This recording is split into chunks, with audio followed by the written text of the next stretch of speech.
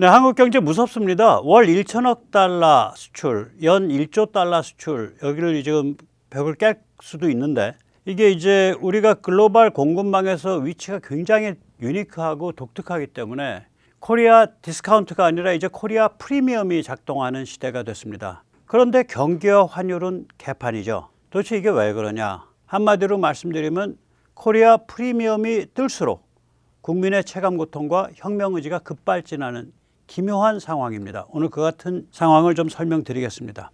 6월 달에 공포스러운 숫자를 좀 보죠. 이게 원 1천억 달러를 돌파할 것 같고, 잘하면 올해 연 1조 달러 돌파할 것 같거든요. 이게 왜 1천억 달러가 이렇게 나오냐면은 우리 수출이 상저하고입니다. 이게 윤석열 대통령 때 그 언론들이 악랄했잖아요. 그래서 매달 20일까지는 월초부터 계속해서 뭐 몇 달째 뭐 월초 적자, 그런데 몇 달째 월 말 되면은 그 달에 무역 흑자예요. 근데 그걸 몇 달째 반복했어. 그래서 제가 그때마다 반박을 하면서 이런 사고방식을 좀 익혔거든요. 보시면은 초순과 중순의 합이 그달 수출의 60%쯤 됩니다. 원래는 두 개 했으니까 66%, 70% 돼야 되는 60% 정도예요. 초순, 중순의 합이. 그리고 하순, 열흘에 그달 수출의 40%가 몰립니다. 지금 이 표를 보시면 쭉 그렇죠? 그래서 지금 초중순 수출이 620억 달러입니다. 그러면 이것이 월말에 가면은 어떻게 될 거냐? 이 추세가 그러니까 초중순과 하순의 6대4 비율을 그대로 가져간다면 월말에는 1,033억 달러 된다는 얘기예요. 그 다음에 초중순의 흑자와 월 흑자 사이는 이게 초중순의 이게 20일 동안의 흑자 폭이 월 전체 흑자에 대해서 좀 작아요. 이게 구구한 여러 설명이 있던데 조금 부가가치가 낮은 중후장대한 것들이 초중순에 결제가 된대요. 그리고 부가가치가 높고 이런 것들은 인보이스도 초중순에 맞춰서 돼 있고, 그러니까 출고도, 그러니까 통관 기준이니까 통관도 초중순에 많이 맞춰져 있는 모양의 부가가치가 낮은 거는. 반면에 부가가치가 높은 거는 하순에 많이 몰린다 그러더라고요. 그래서 보면 한 초중순의 그 흑자가 한 40% 정도 수준입니다. 그렇게 해서 만약에 월 흑자를 6월 달에 계산해 보면 너무 크게 나와. 437억 달러가 나와요. 야, 이건 좀 너무한데? 그래서 그러니까 수출액 대비는 얼마쯤 돼? 이게 한 30%쯤 되거든요. 우리가 수출액 대비 흑자 폭이. 그걸로 하면 300억 달러. 그러니까 300억 달러와 400억 달러 중간 언저리에 나올 겁니다. 월 흑자가. 이건 뭐 보통 일이 아니죠. 이 정도면 중국이 누리고 있는 경상수지 흑자의 절반에 이제 도달하게 됩니다. 이게 왜 그러냐면 중국이 무역 흑자는 크지만 소득 수지에서 이 그 주식 배당금 이런 게 많이 빠져나가기 때문에 경상수지 흑자가 무역 흑자보다 많이 줄어들어요. 중국은. 우리는 경상수지 흑자가 무역 흑자보다 크고. 이 한국 경제가 지금 전략적으로 포지셔닝을 했죠. 네, 프리미엄이 있습니다.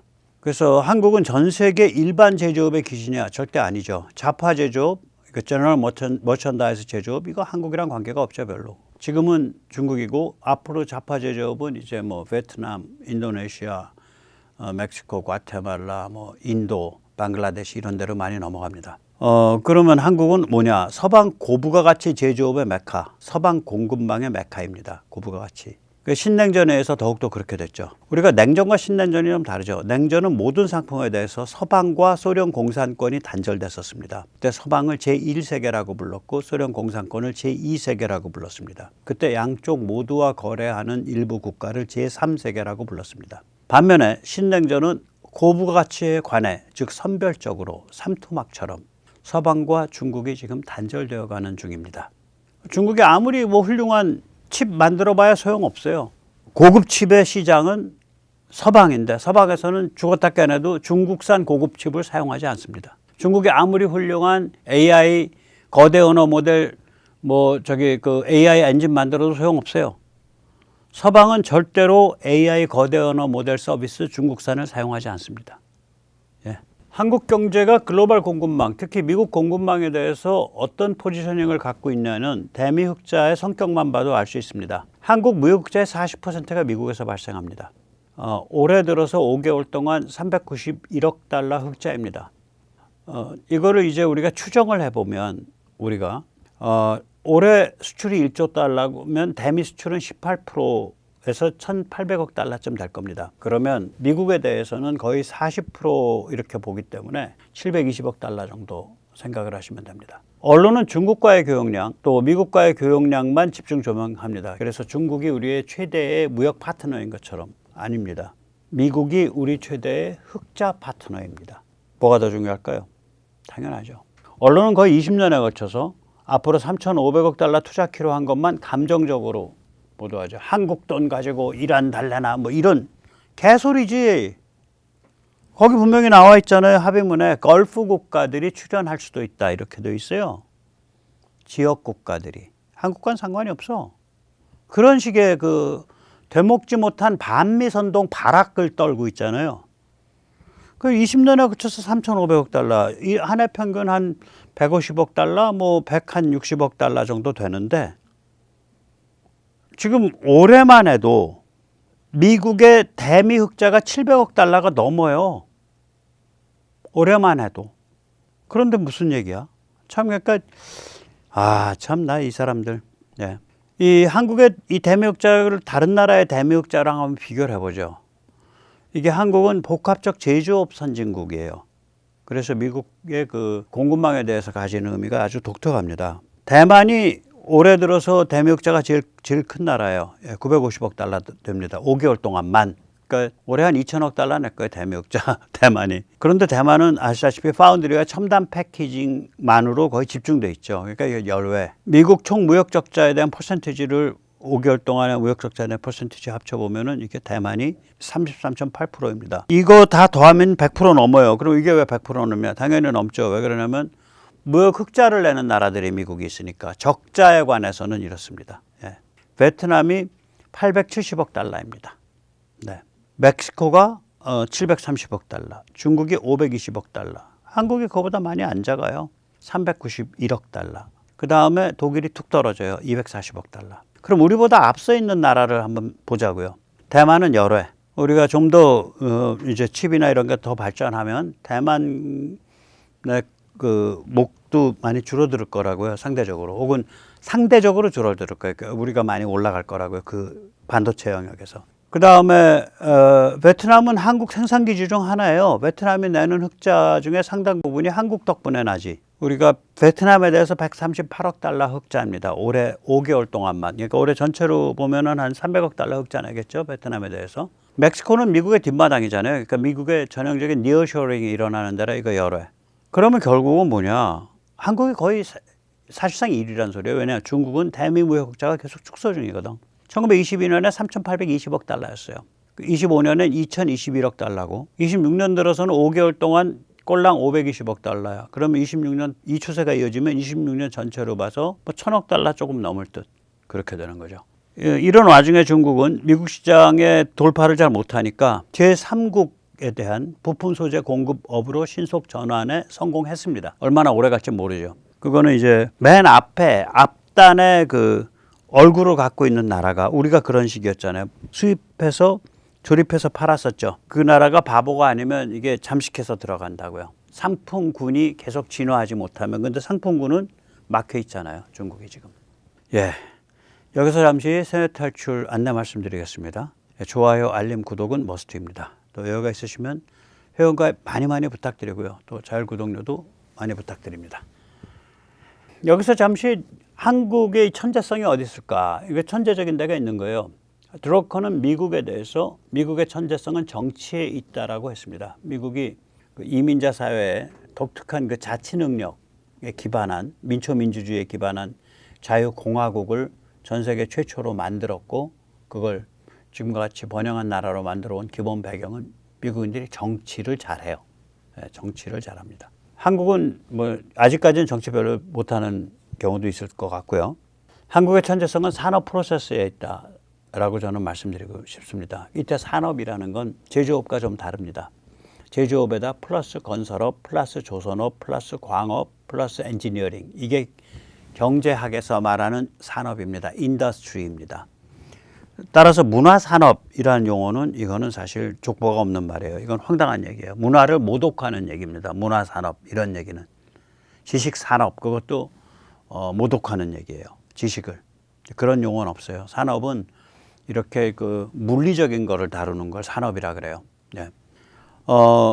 그래서 이 GDP의 산업 비중을 따지면 우리가 GDP의 제조업 비중은 26.6%지만 산업 비중을 따지면 우리가 38, 9% 돼요. 그것도 세계 1위입니다. 사실상. 좀 살만한 나라 중에 중국보다 높아요. 제조업 비중도 중국보다 높고. 예. 이제 우리가 이 그 산업 프로세스를 굉장히 잘 다루는 그런 천재성이 있어요. 한국인들이. 이거는 이미 한 반세기 전에 증명이 됩니다. 반세기도 더 이전에. 그때 우리 그러니까 이제 덜 발전했을 때 우리가 제일 먼저 건드린 것 이제 완구, 뭐 가발, 눈썹, 봉제였다고 그 다음번이 피혁이에요. 60년대 말 70년대 초에. 믿거나 말거나 전 세계 피혁 제품 산업을 발전시킨 건 대한민국입니다. 대한민국이 피혁에 뛰어들기 전에는 피혁은 이 수제 부티크였어요.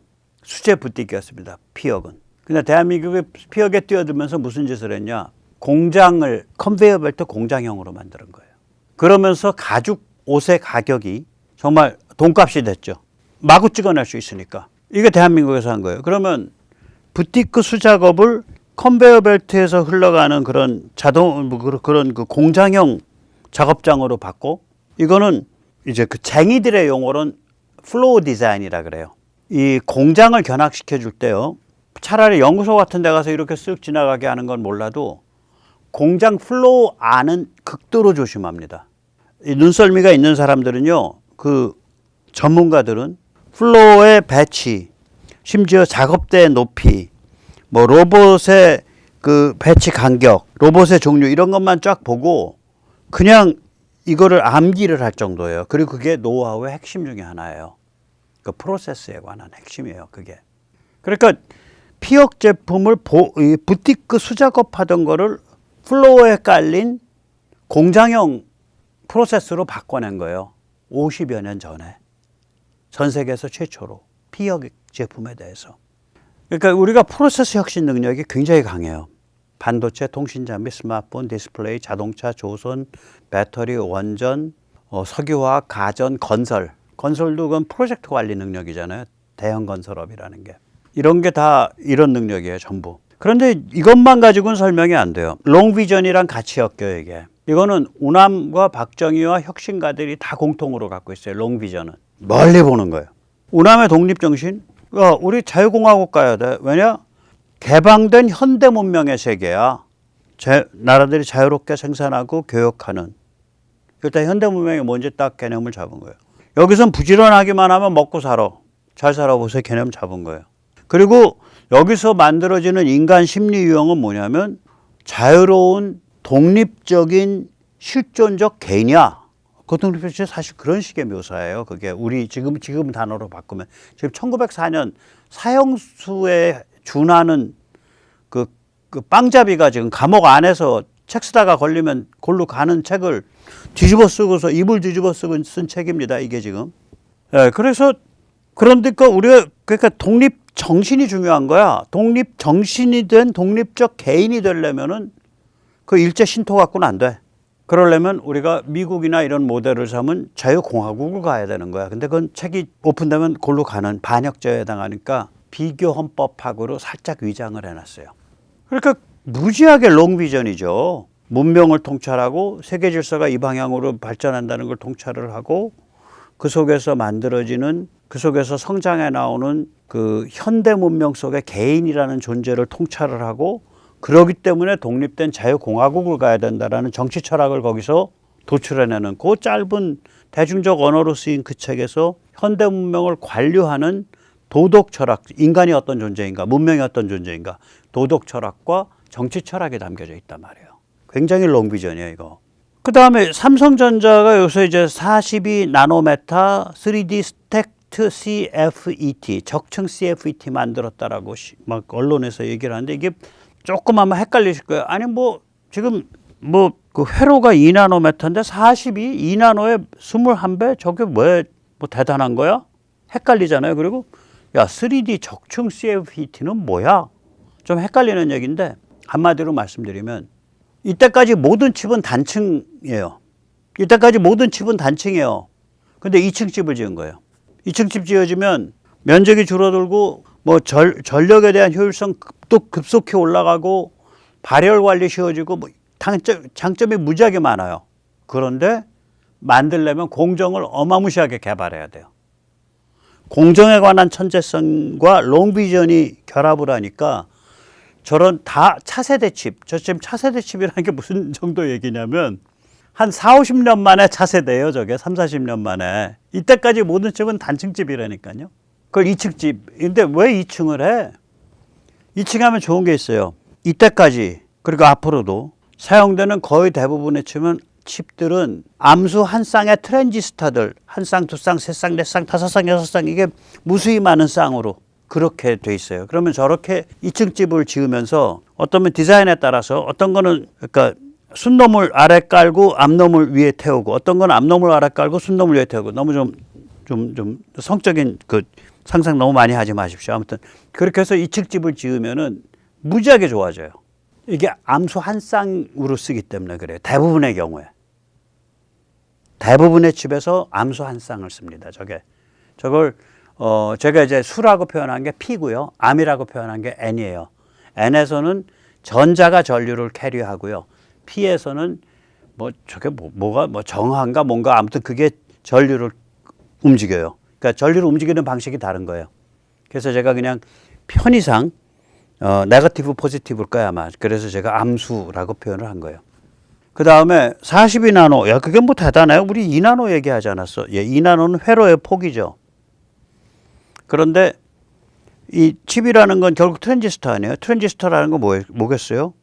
스위치거든. 전원을 넣었다 끊었다 하는 거잖아. 그 넣었다 끊었다 해주는 밸브가 저게 게이트예요. 수도꼭지라고. 수돗물이 관에서 위에서 아래로 흐르는데 그 수도꼭지가 잠겼다 풀렸다 이걸 하고 있는 거거든. 이 수도꼭지의 폭을 게이트 길이라고 표현해. 게이트 랭스. 이상하죠? 게이트 폭이라고 표현 안 해요. 게이트 위스라고 표현 안 하고 폭을 게이트 길이라고 표현해요. 이게 20에서 22 나노미터를 못 넘어요. 그 아래로 안 들어와요. 이 게이트의 폭이 저 지금 대문과 같이 이렇게 서 있잖아요. 저거 게이트라고 되고. 예. 저거의 폭이 20에서 22 나노미터보다 아래로 못 떨어져요. 왜냐하면 그거보다 떨어지면 밸브가 작동을 안 해. 우리가 예를 들어서 수도꼭지를 막는 밸브를 뭐 예를 들면은 그 우리가 밸브 사보면 뭐 5mm, 7mm 두께 정도 되잖아요. 그 여기 있는 그 쇠의 부속품의 두께가 최소. 근데 그걸 1mm로 하면 펑 터지겠죠. 마찬가지예요. 밸브 요 폭, 즉 게이트 랭스, 게이트 길이가 너무 좁아지면 못 막아내요. 밸브를 열고 닫게는 못 한다고. 그래서 이게 20에서 22 나노예요. 그러면 이 게이트를 달고 있는 이 트랜지스터들이 무수히 많이 지금 이 칩 위에 꼽혀 있잖아. 그럼 게이트와 게이트 사이에 거리가 있을 거 아니에요. 게이트 1번의 중앙과 게이트 2번의 중앙 사이의 거리. 이걸 게이트 피치라 그래요. 가만히 생각해 보세요. 게이트 두께가 저걸 게이트 길이라 그러는데 게이트 두께가 20나노야. 20나노. 20이라고 하자. 그 계산이 복잡. 20인데 사실은.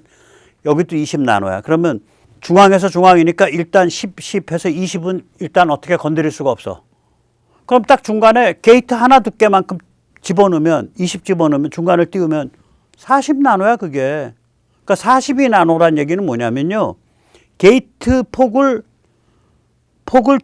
게이트 길이죠. 그러니까 게이트 길이를 줄일 만큼 줄인 다음에 그걸 하나의 게이트, 다음번 게이트, 그러니까 게이트 하나마다 트랜지스터가 다른 거예요. 요 트랜지스터, 요거 자체를 다시 또한 20나노밖에 안 준 거예요. 갈 때 게이트 폭만큼, 게이트 길이만큼. 그러면 전체가 42나노가 돼. 40나노, 42. 엄청난 기술이에요, 저거. 저걸 하려면요. 저렇게 옆으로 깔면 안 돼. 1층짜리 두 개 갖고는 못 좁혀. 저거 좁히면은 저게 그 간섭 나요. 왜 그러면 가장자리로 막 회로도 다니고 복잡해요. 저게 그 트랜지스터 가장자리로. 옆 트랜지스터랑 연결하고 그래야 되니까. 못 좁혀요. 그래서 GAA 때 좁힐 수 있는 마지막이 48나노예요. 48나노예요. 그 지금 TSMC GAA 그게 48나노라고. 게이트 피치가 게이트 사이의 거리가. 근데 저걸 42로 좁힌 거예요. 작다고 천만에요. 그러면서 2층이 돼버린 거예요. 그러니까 칩 면적이 확 줄어들고 전력 소비 확 줄어들고 성능 확 올라가는 거예요. 무시무시한 일을 해놓은 겁니다. 그런데 저게 어디서 기술이 왔냐면 GAA의 적용이에요. 저거 보세요. GA 그 게이트를 가로지어서 나노 시트를 깔은 거예요. 나노 시트를. 저 나노 시트라 그래요. 3장 깔았죠? 트랜지스터 하나당. 그러니까 GAA가 일단 1층 집이지만 1층 안에 가짜 층수로 이미 3층이 이렇게 돼 있는 거야. 그러면 이게 층을 쌓는 기술을 그대로 확대 적용을 하죠. 그리고 칩과 칩 사이에 본딩 기술을 확대 적용하죠. 그러니까 지금 삼성전자가 지금까지 해왔던 GAA나 뭐 기타 등등은 전부 뭐를 노림수를 쓴 거냐면 이거를 바라보고 한 거예요. 그러니까 3차원 적층 암수 한 쌍 칩 구조. 예. 3차원 암수 한 쌍을 컴플멘터리라 그래요. 암놈은 순놈을 도와주고 순놈은 암놈을. 왜냐면 저게 스위치를 저 암수 한 쌍을 쓰면요. 얘를 닫을 때 얘는 열고 얘를 닫을 때 얘는 열고 이런 식으로 운영하거든요. 그러니까 어떤 밸브가 저기 가서 닫고 저기 가서 열고 이게 같이 되니까 완전히 정확하게 닫고 정확하게 여는 게 가능해져요. 그래서 암수 한 쌍을 같이 쓴다고요. 그 구조예요. 그 구조를 FET 구조라고 불러요. 예. 그래서 아무튼 그러니까 3층 적층으로 이걸 암수 한 쌍 이거를 만든 거예요.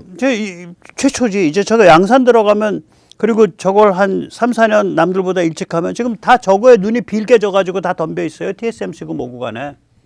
근데 삼성이 제일 먼저 치고 나간 거야. 저게 삼성이 남들보다 한 2년, 3년, 뭐 4년 이렇게 리드 가지면 이거 전 세계 칩판도 바뀌어버려요. 남들은 1층 집 짓고 있는데 2층 집 지었어. 그래서 파는 건데 훨씬 작고 열 관리 잘 되고 뭐 전력 잘 되고 뭐 어쩌고 저쩌고 한데 저거 뭐 살벌한 겁니다. 저거 지금. 예. 그럼 저런 거를 향해서 GAA도 남들보다 먼저 했고 뭐 칩 사이의 본딩 또 특별한 방식으로 했고 지금 삼성의 HBM과 그 SK 하이닉스 HBM이 다르잖아요.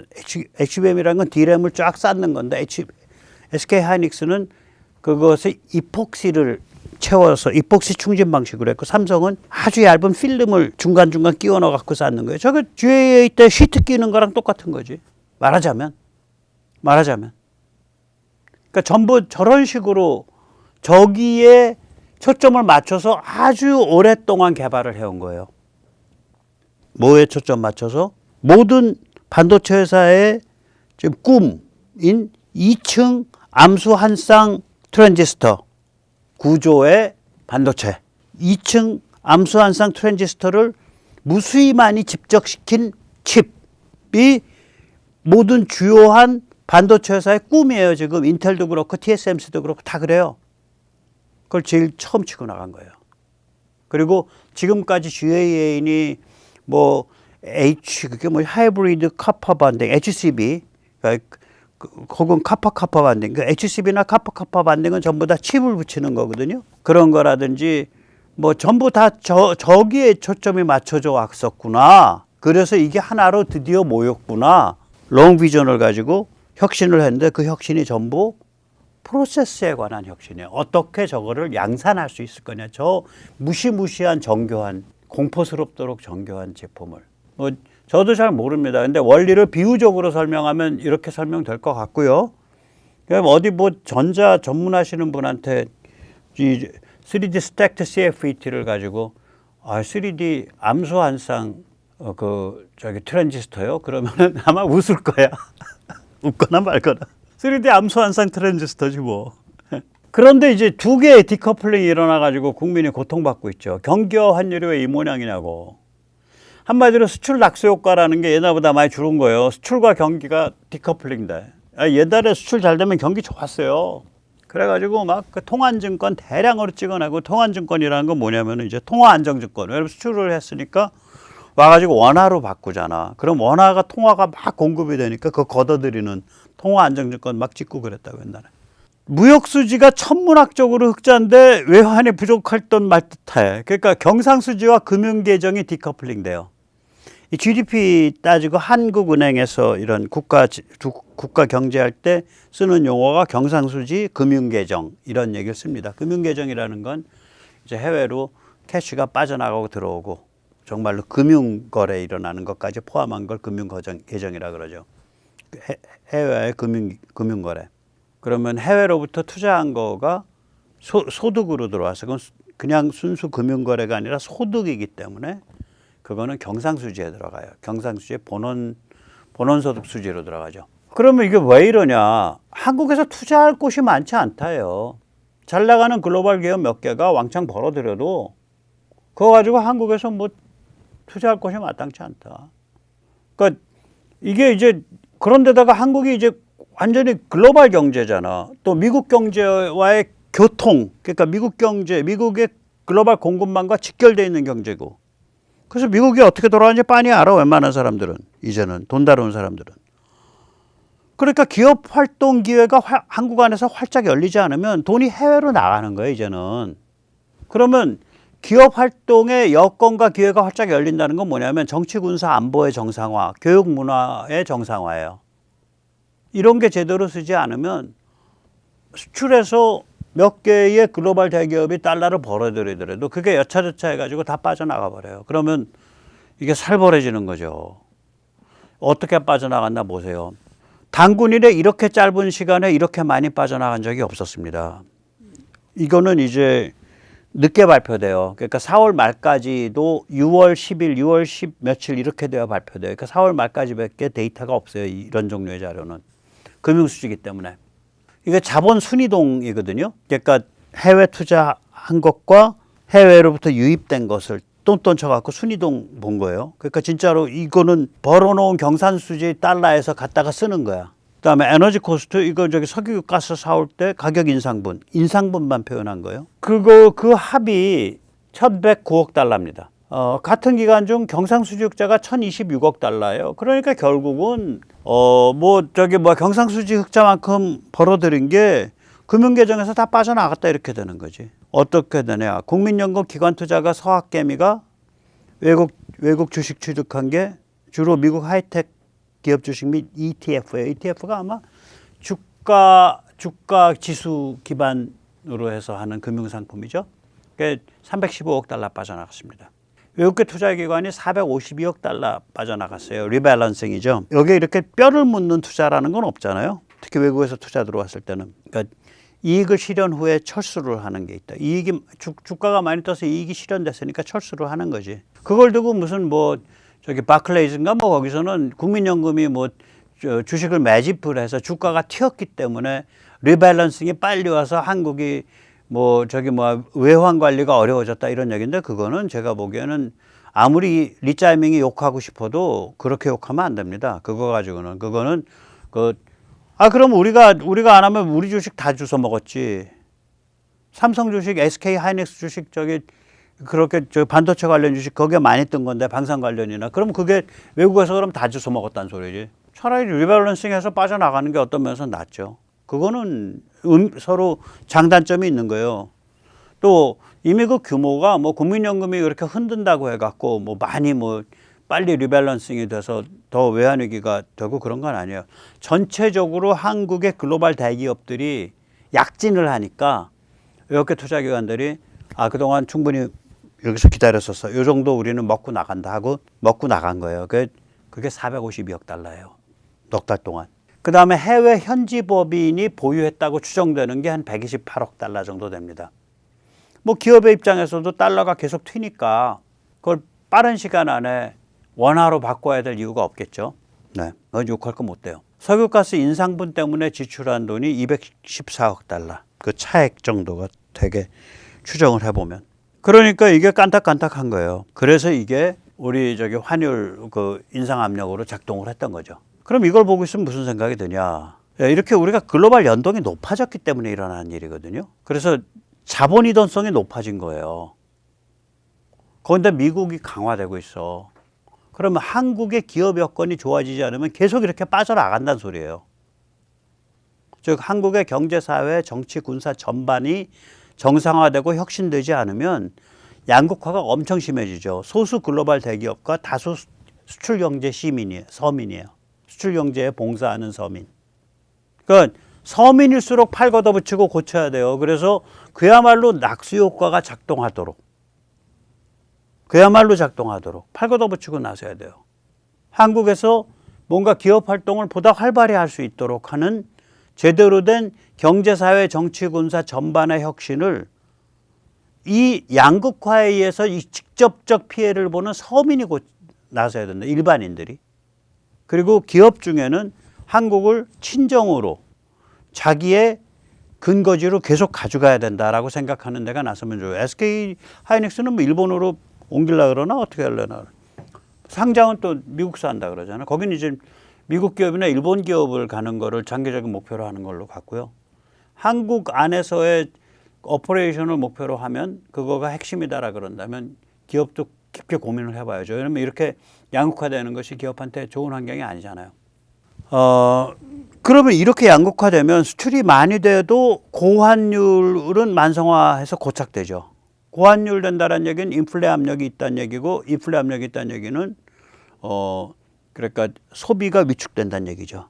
그러니까 이게 일종의 삼각파도 고통인데, 글로벌 기업들이 퍽퍽 치고 나가는 놈들이 나오니까 발작적으로 주가가 폭등해요. 그 언저리 산업 부문은. 그럼 폭등할 때마다 해외 자본은 자기 차익을 실현할 수 있다고 생각하고 쫙 빠져나가는 썰물 리밸런싱이 일어나. 그리고 이런 환경에서 국내 투자기관과 서학개미들은 해외 쪽으로 투자를 해. 그럼 환율은 더 올라. 그러면 수출 경제에 봉사하는 서민이 돼서 완전히 주저앉는 거예요.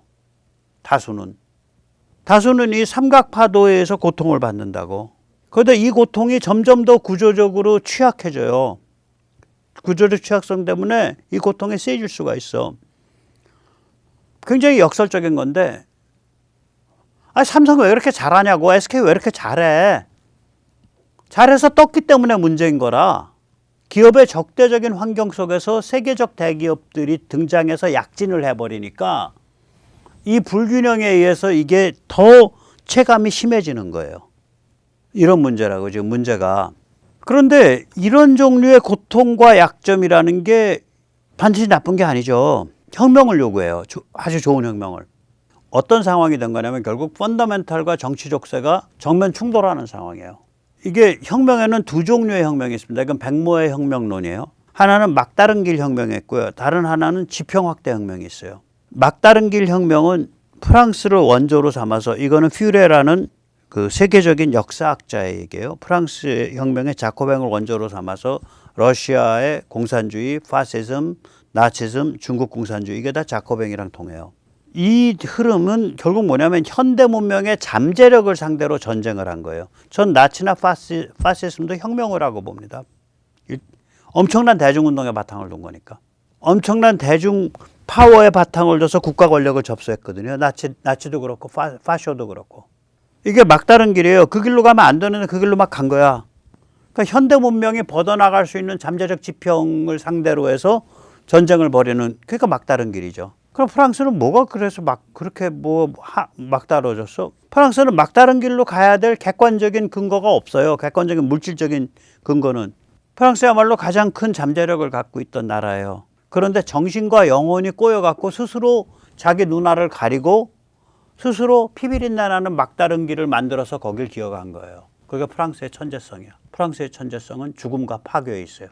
그래서 수출된 거야, 그 마인드셋이. 어디로? 미래에 대한 비전을 가지고 어려운 절망적 상황에 있는 나라들로. 러시아, 나치, 중국으로. 러시아, 독일, 중국으로. 여기는 웬만한 지혜가 있지 않으면, 또 그 지혜를 대중이 믿어주지 않으면 미래에 대한 비전을 얘기를 하기 어려운 나라들이에요. 치욕, 분노, 이게 지배를 했다. 러시아 같으면 저 키 요만하고 뻐드렁니 앞에 난 저 우스꽝스러운 동양인들한테 우리가 쥐어 깨져서 굴욕적인 패배를 했단 말이야. 도대체 우리 지도자라고 칭하는 저 쓰아라는 자는 뭐야? 1905년 러일 전쟁 패배. 다 그런 식이에요. 그런 그 치욕감. 그러니까 미래에 대한 비전을 가지기 어려운 절망적인 상황. 반면에 지평 확대 혁명은요, 심리, 삶의 양식, 경제, 비전 등이 활짝 열려 있어요. 펀더멘탈이. 펀더멘탈이라고 제가 쓰니까 전에 어떤 분이 그 경제 여건이라고 하면 되지 왜 영어에서 유식한 채 합니까? 그렇게 코멘트를 해주셨는데 감사한데요. 제가 말씀드린 건 꼭 경제만 얘기하는 게 아니에요. 지금 잠실에 모여져 있는 사람들의 심리세계, 그 사람들의 관점, 그것도 저는 펀더멘탈로 봐요. 정치 권력을 옹호하고 있는 이거가 아니면 다 펀더멘탈로 봐요, 전. 정치 권력을 옹호하고 있는 언론 나부랭이들, 정치인들, 뭐 공권력에서 영혼을 파는 자들, 뭐 이런 자들이 아니면 다 펀더멘탈로 보는 거예요. 정치 질서, 정치 체제, 그걸 뒷받침하는 언론. 이 펀더멘탈은 활짝 열려 있어요. 근데 이 정치가 족쇄로 작동해. 이때 지평학대혁명이 일어나요. 펀더멘탈과 정치 족쇄가 충돌하는 거예요. 영국과 미국이 그랬어요. 그럼 대한민국은 어땠냐? 펀더멘탈이 부족한 상태예요. 1904년도 그랬고 1919년도 그렇고 그때 대한민국 주춧돌이 놓인 건데 그 상태에서 엄청난 비전의 힘으로 빅점프를 한 거예요. 3.1운동 선언문도요. 저런 선언문 후진국에서 잘 안 나옵니다. 제가 알기로는 거의 없어요. 현대문명을 찬양을 해요. 현대문명에서 이제 열심히 일하면 서로 다 잘 먹고 살 수 있는 그런 문명이 오고 있다. 현대문명을 인정을 해. 그런데 한국이 독립하지 않으면 한중일, 동아시아의 질서가 정립을 못해서 서로 의심하고 서로 전쟁할 수밖에 없다. 한국의 독립이야말로 일제 너희에 대한 너희의 이익이다. 그런 얘기야 이게. 이런 논리를 펴는 이런 통찰을 담은 독립선언문 흔치 않습니다. 그런 비전이. 그것도 107년 전에. 그러니까 대한민국은 펀더멘탈이 부족해요. 경제나 기타 등등은. 근데 엄청난 비전만 강한 거야. 그래서 그걸로 빅점프를 한 거예요. 이거는. 예. 여기서 잠시 이제 트럼프 진영이 만들어가는 미국. 그것에 의해서 급진화 중인 한미동맹. 이 두 가지가 혁명을 앞당기고 있어요. 한국의 혁명을. 트럼프 진영은 뭐냐면 트럼프 진영이 3대 기둥을 밀어붙이고 있는데 이 3대 기둥이 미국 부흥을 일으키는 중이에요. 아메리칸 르네상스. 저는 아메리칸 르네상스라고 앞으로 그걸 부르고 싶어요. 3대 기둥 중에 하나는 뭐냐? 애국주의죠. 근데 애국주의가 뭐냐? 아메리칸 익셉셔널리즘이에요. 미국이 결국 문명을 대변하고 문명을 이끄는 나라고 그것이 의무로양으로 많은 영향력을 끼치는 나라다라는 아메리칸 익셉셔널리즘에 대한 각성이에요. 미국 예외주의에 대한 각성이에요. 미국만이 가질 수 있는 애국공화주의죠. 미국 버전의 애국공화주의예요. 그 다음에 두 번째는 아메리칸 도미넌스죠. 군사, AI, 금융, 에너지, 테크 이 5개 분야에 대한 미국의 지배력을 강화하는 거죠. 마지막은 아메리칸 헤게모니죠. 헤게모니라는 거는 이제 그 질서를 뜻하는 거고, 헤게몬 그러면은 그 질서의 지배 국가를 뜻하는 거고, 단 하나의 패권국이라는 건 여러 개 존재하는 게 아니에요. 단 하나 존재합니다. 헤게몬은 항상 하나예요. 정치학에서는 그렇습니다. 그러니까, 예. 그러니까 미국 헤게모니, 미국 패권. 그러니까 제일도련과 하이텍에서 중국을 막아내요. 중국에 대한 전선은 두 개입니다. 제일도련과 하이텍. 물론 무슨 사이버도 있고 뭣도 있고 다 있지만 금융도 있고. 제일도련과 하이텍에서 중국을 막아내고 서반구 그린란드에서 저 칠레 끄트머리까지를 앞마당으로 굳히고 유럽 안보를 유럽화하고 중동을 바로 정돈한다. 이런 컨셉이에요, 이게 지금. 자, 그래서 결국 미국이 부흥하는데 성공한다면 저는 성공할 가능성이 한 60%쯤 이제 올라갔다고 봐요. 미국이 부흥하는데 성공한다면 그 다음은 뭐가 되겠어요? 코리안 프리미엄이 떠요. 군사에서는 제일도련의 주춧돌이잖아요. 그리고 미군 장성들이 얘기하듯이 중국 심장부를 겨누는 단검아니에요. 그리고 서방 자유세계를 위한 무기창이잖아. 굉장히 유니크하다고요. 한국의 포지셔닝이. 경제에서는 서방 그리고 특히 미국 공급망의 가장 중요한 고리예요. 이쪽 사이드에서 서방 선진국에서 한국 빼면 제조업을 논할 게 없어. 제조업 프로세스를 명확하게 장악하고 있고 그걸 계속 혁신하는 나라인데 제조업을 논할 수 없는 거예요. 대량 생산, 효율적 생산을 논할 수가 없어요. 한국을 빼고 나면. 그게 어느 분야든 간에. 심지어 전기까지 이제 갔잖아. 전기 변압기 이제 한국이 전 세계 휩쓸고 있잖아요. 이런 거 앞으로 계속 나와요. 그러면 우리가 서방 공급망, 미국 공급망의 가장 중요한 고리예요.